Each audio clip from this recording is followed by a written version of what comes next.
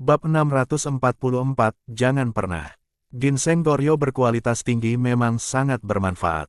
Setelah meminumnya, tubuh langsung terasa segar dan penuh energi, bahkan wajah yang sebelumnya pucat karena begadang menjadi lebih merona. Bagus sekali, efeknya memang terasa setelah diminum, ujar Lin Hai yang merasa tubuhnya penuh semangat. Tempat tumbuhnya ginseng Goryo di sini harus dijaga dengan baik. Tidak ada seorang pun yang boleh masuk dan memetiknya sembarangan, harus menunggu sampai usia tanaman cukup, baru dipanen sesuai rencana, tegas Lin Hai. Baik ginseng biasa maupun ginseng Goryo memerlukan waktu tumbuh yang sangat panjang, namun, banyak pencari obat yang demi keuntungan sesaat, menggali ginseng yang usianya masih beberapa tahun. Hal ini menyebabkan populasi ginseng liar semakin sedikit, terutama yang usianya tua, sehingga harganya menjadi sangat mahal. Jika habitatnya dikelola dengan baik dan tanaman dibiarkan tumbuh hingga usia yang cukup sebelum dipanen, maka nilainya akan jauh lebih besar. Bahkan, penanaman buatan seperti menanam ginseng di bawah naungan pohon juga bisa dilakukan, karena manfaatnya tetap bagus. Lin Hai berdiskusi dengan beberapa orang untuk menyusun aturan perlindungan area tumbuh ginseng Goryo, lalu menunjuk beberapa orang untuk mengelolanya secara khusus. Tuan, ada satu hal lagi yang membutuhkan keputusan Anda, kata Wang Dayong. Masalah apa? Tanya Lin Hai. Saat kita menyerang, banyak pejabat Goryo yang memilih untuk menyerah dan berpihak pada kita. Ketika kita merebut kota, mereka juga memberikan bantuan yang tidak sedikit. Karena itu, kita belum mengambil tindakan terhadap mereka. Apa perintah Tuan mengenai hal ini? Lin Hai sudah memikirkan hal ini sebelumnya. Ia berkata, masalah seperti ini mudah diatasi. Jika mereka ingin berpihak pada Daxia, tentu kita tidak bisa memperlakukan mereka terlalu buruk. Namun, uang yang mereka miliki semuanya berasal dari korupsi. Semua kekayaan mereka harus diserahkan kepada negara. Kelak, mereka hanya akan hidup dari gaji yang diberikan oleh Daxia. Selain itu, untuk mengelola Goryo ke depan, orang ini paling cocok untuk menangani pekerjaan-pekerjaan kotor. Selama mereka patuh, berikan jabatan kepada mereka. Namun, jika ada yang berani menyembunyikan kekayaan dan ketahuan, jangan ragu untuk menghukum mereka sesuai hukum militer.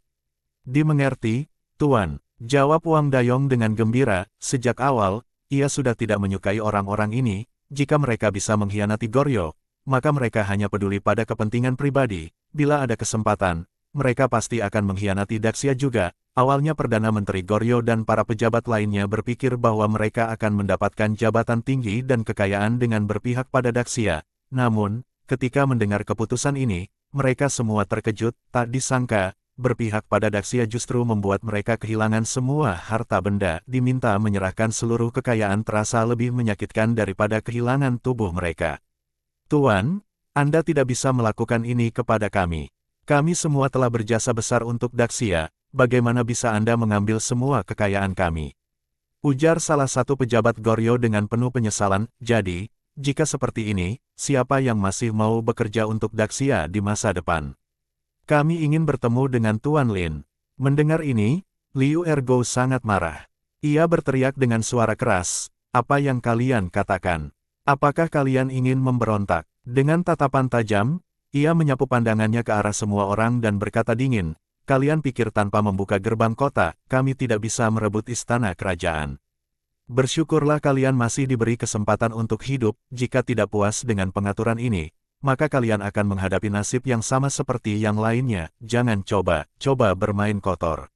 Tuan Lin sudah memberikan perintah, siapapun yang bekerja untuk Daxia harus menjaga integritas. Kalian tahu sendiri dari mana asal uang kalian. Semua kekayaan hasil korupsi harus diserahkan. Jika kalian bekerja dengan baik, Daxia akan memberikan gaji yang cukup untuk kalian, ujar Wang Dayong dengan suara tegas.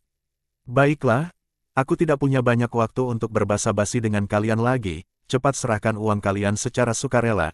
Jika ada yang berani bermain kotor, jangan salahkan aku jika bertindak tanpa ampun. Liu Ergo memperingatkan sambil menatap mereka satu persatu dengan tajam. Para pejabat Goryo langsung ribut. Mereka telah mengumpulkan banyak uang selama menjadi pejabat, tetapi kini semuanya harus diserahkan kepada Daxia. Bagaimana mungkin mereka bisa menerima kenyataan ini? Mereka berdiskusi dengan suara riuh, penuh penyesalan telah berpihak pada Daxia. Andai mereka tahu akan berakhir seperti ini, seharusnya mereka menyembunyikan atau membawa lari uang mereka ke tempat lain. Namun, mereka tidak menyadari bahwa seluruh wilayah kini berada di bawah kendali Daxia. bahkan negara Jin dan Hitan hampir sepenuhnya dikalahkan oleh Daxia, kemana lagi mereka bisa melarikan diri. Terlebih lagi, Goryeo tidak memiliki kapal besar yang memungkinkan mereka berlayar ke tempat yang lebih jauh, melarikan diri ke luar negeri adalah sesuatu yang mustahil. Meskipun mereka tidak rela menyerahkan seluruh kekayaan mereka, namun para pejabat Goryeo juga tidak berani melawan perintah. Banyak pedagang kaya dan bangsawan yang menolak menyerahkan kekayaan mereka akhirnya harus menghadapi hukuman berat, tidak hanya kehilangan harta, nyawa mereka pun nyaris melayang. Akhirnya, para pejabat ini menyerahkan kekayaan yang terlihat saja, sambil membuat rencana cadangan dengan menyembunyikan harta lain di tempat tersembunyi. Namun, Liu Ergo dan yang lainnya bukanlah orang yang bisa dibodohi. Mereka segera menggunakan hukuman berat kepada anak buah para pejabat yang mencoba menyembunyikan uang mereka. Dalam waktu singkat, tempat persembunyian uang mereka berhasil diketahui. Siapa saja yang berani menyembunyikan uang dan tidak menyerahkannya akan langsung kehilangan semua hak istimewanya. Mereka diperlakukan sama seperti para tawanan. Setelah mendapatkan pengakuan melalui hukuman, semua orang yang menyembunyikan uang diseret ke kamp tawanan untuk bekerja bersama rakyat biasa. Lin Hai tinggal di Goryeo selama beberapa hari, memastikan semua urusan tertata dengan baik. Ia menetapkan beberapa kebijakan. Orang tua, sakit, dan pria dewasa yang lemah tetap tinggal di Goryeo untuk bertani. Pria yang kuat dikirim ke Daxia sebagai tenaga kerja untuk membangun infrastruktur, seperti jalan, saluran irigasi, dan rumah bagi suku Turkistan yang telah dipindahkan. Wanita muda dibagikan kepada para prajurit yang berjasa untuk mempercepat pertambahan penduduk Daxia. Lin Hai juga memutuskan untuk membagikan 20% dari harta rampasan perang kepada semua prajurit. Para prajurit tidak hanya mendapatkan wanita, tetapi juga kekayaan, sehingga mereka menjadi lebih termotivasi. Kini, setiap kali ada perang, semangat mereka untuk berjuang pasti meningkat, karena perang menjadi kesempatan besar untuk meraih kekayaan dan kehormatan. Setelah semua urusan selesai dan meninggalkan sebagian pasukan untuk berjaga, Lin Hai memimpin pasukan kembali ke Daxia. Sementara itu, kabar baik datang dari wilayah Jin dan Hitan. Serangan berjalan lancar, dengan banyak wilayah yang berhasil direbut dan pasukan musuh sudah hampir dikalahkan sepenuhnya. Setelah memiliki bubuk mesiu, pasukan berkuda musuh memiliki keunggulan lagi. Pasukan Daxia dengan mudah mengalahkan musuh di medan pertempuran, bahkan memukul mundur sisa pasukan mereka ke wilayah Turkistan. Diperkirakan hanya dalam waktu 10 hari lagi, kedua negara ini akan dikuasai sepenuhnya. Strategi Lin Hai kembali diterapkan, seluruh penduduk setempat dipindahkan ke wilayah Daxia untuk bekerja. Mereka yang tidak mau bekerja sama akan ditindas dan dijadikan penggembala ternak. Dengan status yang langsung diturunkan menjadi budak, Daxia yang kini sudah semakin kuat tidak akan memberikan toleransi kepada mereka yang melawan. Di perjalanan pulang, Lin Hai menerima kabar kemenangan dari berbagai pihak. Ia merasa sangat puas, tidak lama lagi perang akan berakhir, dan ia bisa fokus mengembangkan Daxia. Yu Huaxi, yang juga menerima kabar tersebut, sangat senang. Setelah semua musuh dikalahkan, ia bisa pensiun dengan tenang. Ia akan menghabiskan waktu bersama Xianer setiap hari dan menjalani hidup santai dengan menjalankan bisnis untuk menghasilkan uang. Hidup yang damai ini benar-benar setara dengan kehidupan para dewa. Bab 645. Kejayaan. Membawa pasukan angkatan laut kembali ke Haidong, mereka disambut dengan hangat oleh rakyat. Kehidupan masyarakat setempat telah mengalami perubahan besar, dan mendengar kabar bahwa pasukan telah meraih kemenangan, semua orang merasa sangat gembira. Terlebih lagi, sebagian besar pasukan angkatan laut direkrut dari wilayah Haidong. Banyak keluarga yang datang untuk menyambut mereka, sehingga suasana menjadi sangat ramai. Jika bukan karena adanya orang-orang yang bersedia membuka jalan, maka pasukan tidak akan bisa melintas. Lin Hai terlebih dahulu memerintahkan agar harta rampasan perang dimuat ke dalam kereta kuda. Urusan penempatan pasukan diserahkan kepada Cao Qiang. Dengan kawalan pasukan berkuda, Lin Hai membawa hasil rampasan perang dan langsung kembali ke ibu kota tanpa berhenti. Di depan, sudah ada seseorang yang mengirimkan kabar kepada istana bahwa mereka akan segera pulang. Ketika mendengar bahwa dinasti Daxia berhasil menghancurkan Goryeo, rakyat di ibu kota juga bersorak gembira dan saling berbagi kabar baik. Dudu, Goryeo seringkali menyerang Daxia di saat-saat kritis, melakukan pembakaran, pembunuhan, dan penjarahan tanpa belas kasihan.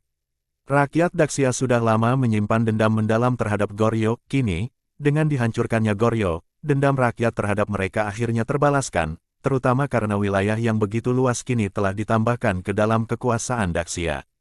Hal ini menjadikan kemenangan tersebut sebagai pencapaian terbesar bagi dinasti Daxia. Karena prestasi yang begitu besar ini, Gong Yanwu, sebagai Ibu Suri, bersama para pejabat sipil dan militer, kembali pergi keluar gerbang kota untuk menyambut langsung kepulangan mereka. Gong Yanwu, sebagai pemimpin dinasti Daxia, memiliki tekad untuk mengalahkan semua negara musuh dan memperluas wilayah kekuasaan. Selain kaisar pendiri dinasti Daxia, hampir tidak ada kaisar lain yang bisa menandingi prestasi Gong Yanwu. Ia berhasil membalikkan situasi dari sebuah dinasti yang hampir hancur menjadi begitu kuat.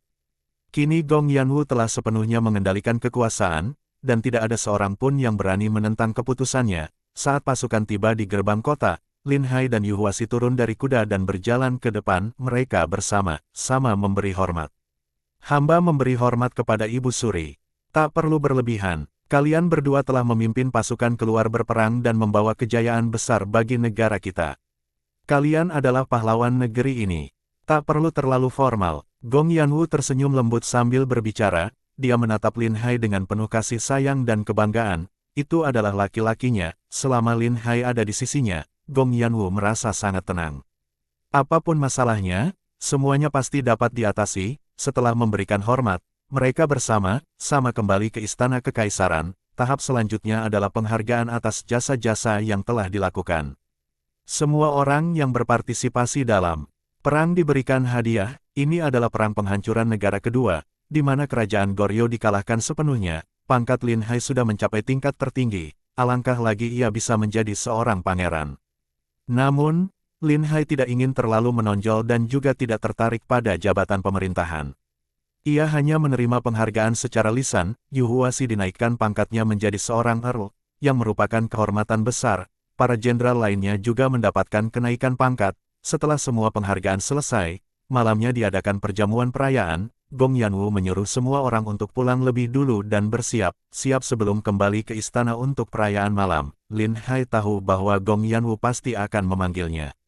Ketika orang lain pergi, ia tidak boleh pergi. Benar saja, seorang Kasim mendekat dan berkata dengan sangat hormat, "Tuan Lin, Ibu Suri memanggil Anda." "Terima kasih, Tuan Kasim. Silakan tunjukkan jalan," jawab Lin Hai. Setelah tiba di kamar Gong Yanwu, semua orang yang ada di sana dengan pengertian segera pergi, menutup pintu dengan rapat. Lin Hai berjalan mendekat dan duduk di samping Gong Yanwu. Gong Yanwu mengangkat cawan arak dan menempatkannya di bibir Lin Hai, sambil tersenyum lebar berkata, "Biarkan aku melayani suamiku minum arak." Lin Hai tidak sungkan, langsung meminum arak tersebut, kemudian dia merangkul Gong Yanwu ke dalam pelukannya. "Merindukanku? Mana mungkin tidak rindu. Aku merindukanmu setiap hari. Tapi, harus kuakui, lebih baik kamu yang memimpin perang melawan Goryeo. Hanya kamu yang mampu menghancurkan Goryeo dengan mudah, sekaligus membawa kembali begitu banyak kekayaan. Sekarang, untuk pembangunan jalan dan normalisasi aliran sungai yang kamu rencanakan, tidak akan kekurangan dana satu lagi." Gong Yanwu bersandar di pelukan Lin Hai dengan penuh sukacita. Dengan menghancurkan negara musuh sekali lagi, wibawa Gong Yanwu di istana semakin meningkat. Dulu, Gong Yanwu bahkan tidak pernah bermimpi memiliki posisi yang begitu kuat seperti saat ini. Bahkan beberapa menteri berpendapat bahwa Gong Yanwu bisa terus memimpin pemerintahan, dan apakah kaisar masa depan akan menjadi penguasa bijak atau tidak, sudah tidak lagi penting. Setiap menteri sangat menyadari bahwa selama keadaan seperti sekarang bisa dipertahankan, maka dinasti Daxia akan menjadi semakin kuat. Kerajaan Jin dan Hitan sudah tidak bisa bertahan lama lagi, dan cepat atau lambat Turkistan juga akan dimusnahkan. Jika dihitung, wilayah dinasti Daxia sudah bertambah 2 kali lipat. Di masa depan, negara-negara lain pasti akan tunduk, dan Daxia akan menjadi negara terkaya dan terkuat di dunia. Setiap pejabat bisa menikmati kehormatan tertinggi ini. Hehe, ini hanya langkah kecil saja. Setelah menghancurkan Turkistan sepenuhnya, wilayah Daxia akan stabil untuk sementara. Hak berikutnya yang harus dilakukan adalah mereformasi birokrasi dengan baik. Tidak boleh ada pejabat korup di dalamnya. Kita bisa meningkatkan kesejahteraan pejabat, memberikan gaji yang lebih besar agar mereka hidup nyaman dan makmur. Namun, keberadaan pejabat korup harus dihabisi dengan tegas. Begitu ada pejabat korup yang muncul, kita harus bertindak keras untuk menghukum mereka, kata Lin Hai dengan serius. Meskipun sistem pemerintahan feodal memiliki banyak kelemahan dan korupsi sulit diberantas, namun Lin Hai tetap ingin sebisa mungkin mengendalikan situasi tersebut. Bahkan ia mulai mempertimbangkan apakah reformasi birokrasi secara perlahan bisa dilakukan di masa depan, bukan hanya untuk menyeimbangkan kekuasaan di tangan kaisar, tetapi juga untuk membangun sistem yang mencegah korupsi. Tentu saja, pemikiran ini tidak bisa diungkapkan sekarang. Bahkan Gong Yanwu mungkin akan sulit menerimanya, di era kekuasaan mutlak kerajaan, tidak diperbolehkan kekuasaan jatuh ke tangan orang lain, namun, membangun sistem pengawasan korupsi yang ilmiah adalah sesuatu yang masih perlu dipertimbangkan Lin Hai. Bagaimanapun, Gong Yanwu sendiri juga memahami bahaya pejabat korup dan telah merasakannya langsung. Masalah ini, aku sudah berusaha sebaik mungkin.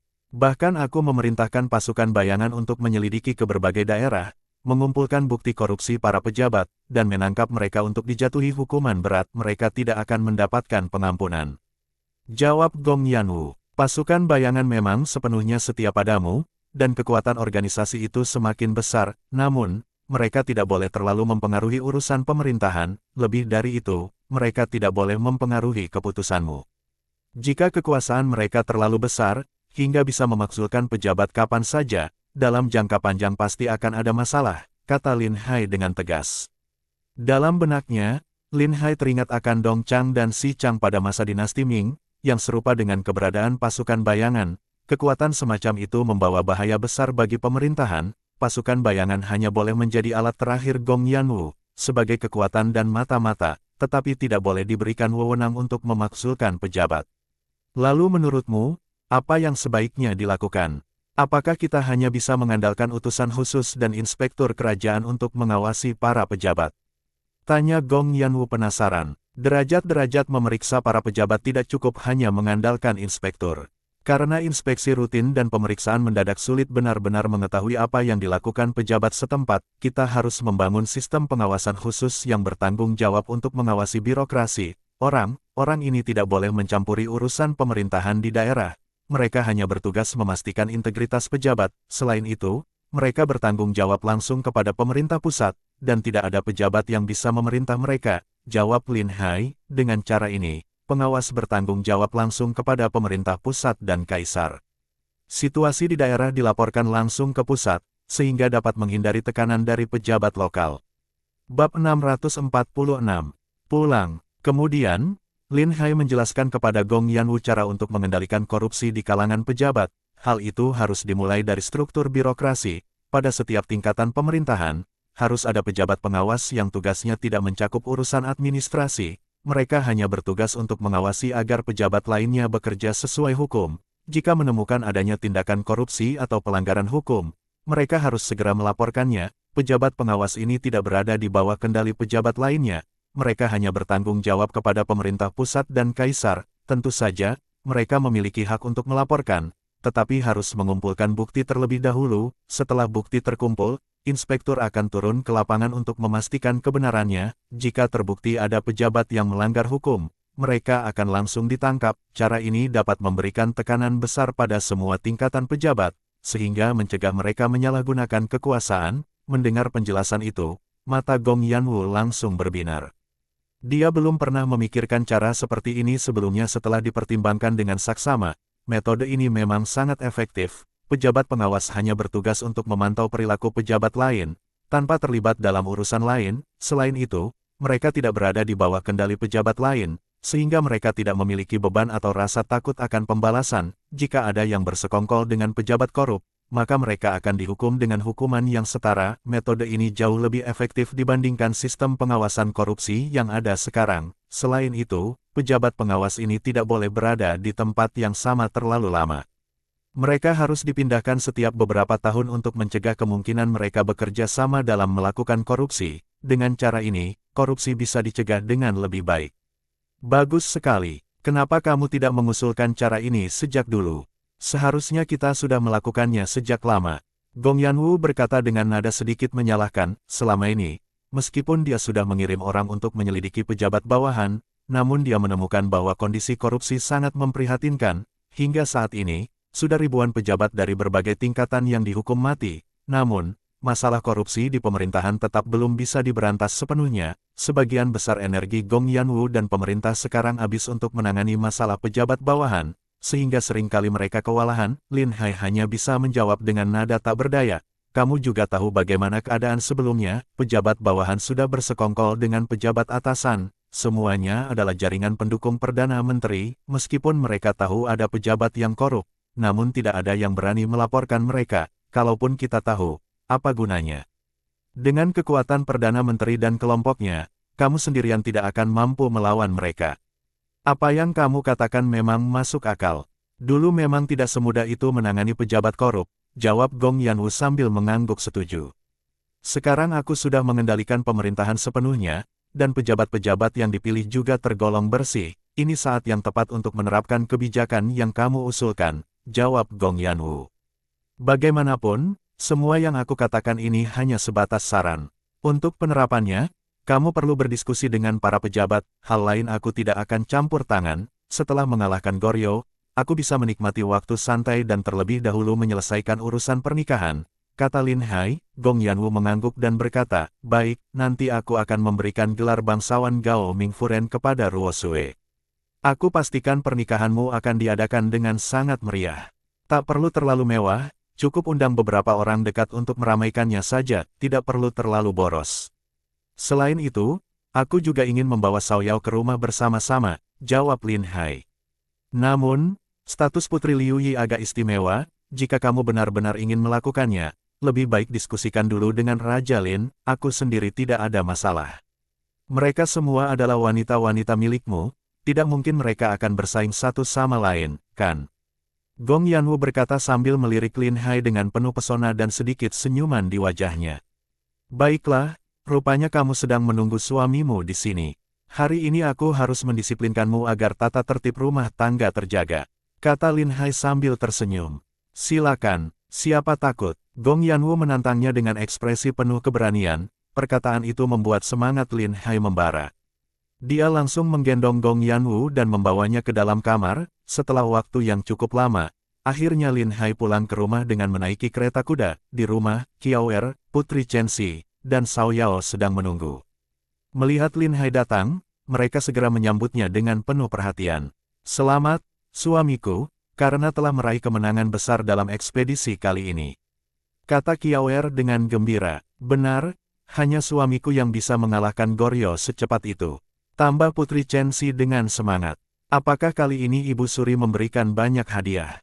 Tanya Putri Chenxi yang memang dikenal sebagai pecinta harta. Lin Hai tersenyum tipis. Ibu Suri ingin memberiku hadiah, tetapi aku menolaknya. Seperti kata pepatah, pohon besar mudah tertiup angin, aku masih sangat muda, jika jabatan terlalu tinggi, itu bisa menimbulkan kecemburuan orang lain. Lagi pula, apa bagusnya menjadi seorang pejabat? Setiap hari harus mengurus begitu banyak masalah. Lebih baik tinggal di rumah bersama kalian, saat waktu luang, aku bisa mengurus bisnis. Itulah kehidupan seperti para dewa. Apa yang suamiku katakan itu benar.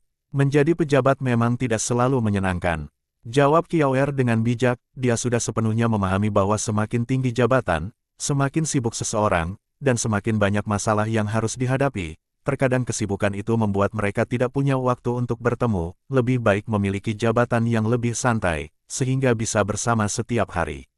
Itu ada benarnya juga, jika tidak menerima hadiah kali ini, tidak apa-apa. Toh, uang yang kita miliki sudah cukup untuk digunakan, kata Putri Chenxi sambil mengangguk. Lin Hai melirik sekeliling, tetapi tidak melihat Lin Ruoxue. Dengan penuh kebingungan, dia bertanya, kenapa Ruoxue tidak ada di rumah? Setelah mengalahkan Goryo, mereka sudah sepakat bahwa dia akan menemui Lin Ruoxue begitu pulang. Seharusnya Ruoxue menunggunya di rumah untuk berbagi kebahagiaan. Putri Chenxi melirik Lin Hai dengan sedikit kesal, lalu berkata, Ruoxue dipanggil oleh Raja Lin. Sebelum pergi, dia bilang supaya kamu segera melamar. Apa kamu masih ingin Raja Lin sendiri yang datang untuk membicarakan pernikahan ini? Lin Hai langsung menepuk dahinya dan menyadari kesalahannya. Oh, ternyata begitu. Aku yang kurang memikirkan hal ini. Baiklah, aku akan segera menyiapkan hadiah lamaran dan pergi ke rumah Raja Lin untuk melamar. Tiba-tiba Lin Hai teringat sesuatu yang penting. Dia menoleh ke arah Xiao Yao dan berkata, aku punya kabar baik untukmu. Ibu Suri sudah setuju untuk memberikan restunya. Saat pernikahan nanti, kamu dan Ruoxue akan masuk ke rumahku bersama-sama. Xiao Yao terkejut seketika, lalu wajahnya berubah menjadi penuh bahagia yang tidak terduga. Awalnya, Dia berpikir bahwa menikah dengan Lin Hai akan membuatnya menjadi istri dengan status terendah di rumah, namun, siapa sangka dia bisa mendapatkan restu langsung dari Ibu Suri. Hal ini bahkan tidak pernah terbayang dalam mimpinya. Ini kabar yang luar biasa. Selamat, Xiao Yao, ujar Kiaoer dengan senyum lebar sambil menggenggam tangan Xiao Yao. Terima kasih, kakak Kiaoer. Aku bahkan tidak percaya. Apakah ini bukan mimpi? Jawab Xiao Yao, matanya penuh dengan kebahagiaan. Tentu saja ini bukan mimpi. Ibu Suri sendiri yang langsung memberikan restunya, kata Lin Hai sambil tersenyum. Aku benar iri padamu, Xiao Yao.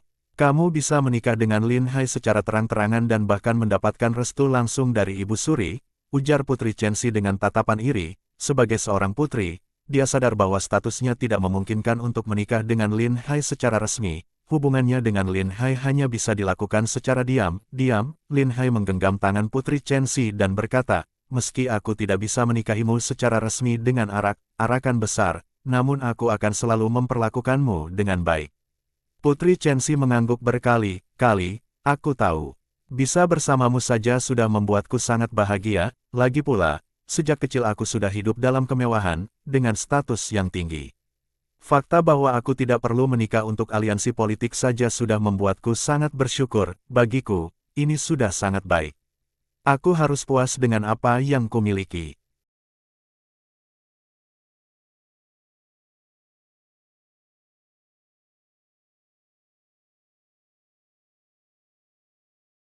Bersambung